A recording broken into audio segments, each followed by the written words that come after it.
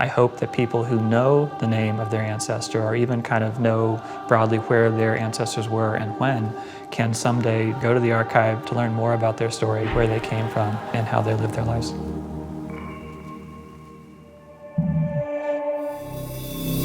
Roughly 6,000 people work at Vanderbilt.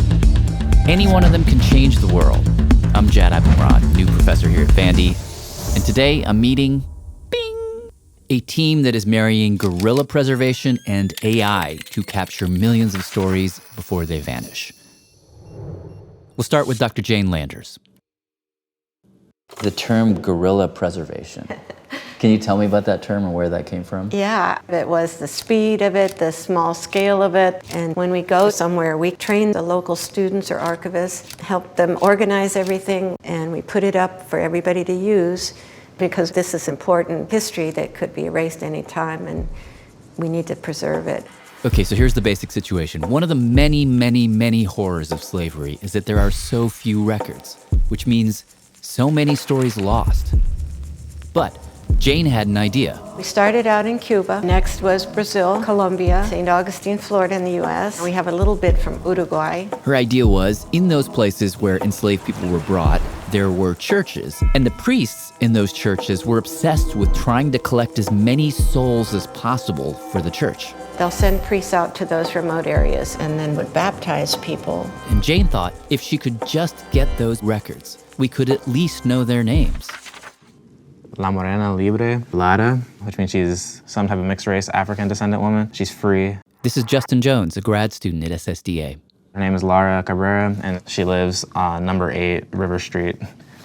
In the religious records, the most important and the most well-kept are the baptismal records.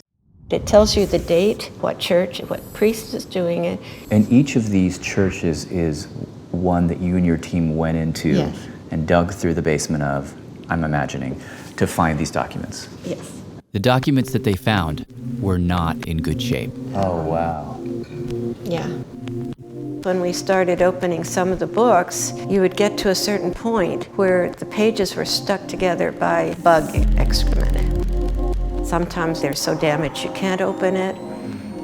It's like pieces of lace. Yeah.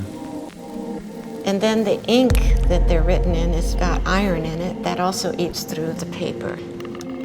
Oh my God. It has big fist-sized holes in it. Not quite, but I think to myself, that's a human being who just vanished. And we're not going to know them. Yeah. When we were there, Jane showed us a picture someone had sent her of people in Cuba shoveling old records into a furnace. Somebody has decided, what do they need these old documents for? Let's get rid of it. Oh God, this makes me want to cry. Isn't it sad? You must feel constant pressure to get these things before they slip away. Yeah, because while we're talking here, stuff is disappearing. So far, her and her team have rescued 700,000 documents, which makes this the largest database of its kind anywhere in the world. Problem is, it would take many, many lifetimes to read it all. There's thousands of people in this one book, most of whom don't appear anywhere else in the historical record that we can learn about. You know, See, that, when you say that, that kind of gives me chills. That's where Dan comes in. I'm Daniel Jenkins. I am an associate professor of, that's false. I'm super like stage fright, and I'm an assistant professor. Okay. I went to Professor Landers. I said, Jane, you have this digital project. I will help you kind of bring it up to speed technically. I'm really interested in history, but also programming and computer science. You need people in the room that are both. This is almost impossible to read now. Well, especially since you don't have your glasses on today.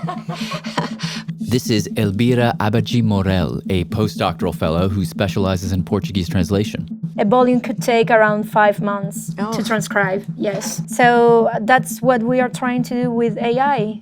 So the very first thing is to train the computer to recognize the regions of the image that have text.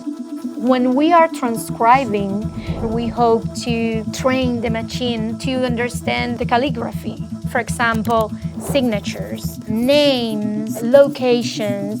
Dan says he's very close, maybe months away from unleashing his AI on the entire collection. We're talking about hundreds of thousands or even maybe millions of people's history recovered. So the biggest fantasy is to be able to search in someone's name and then it can show me on this format.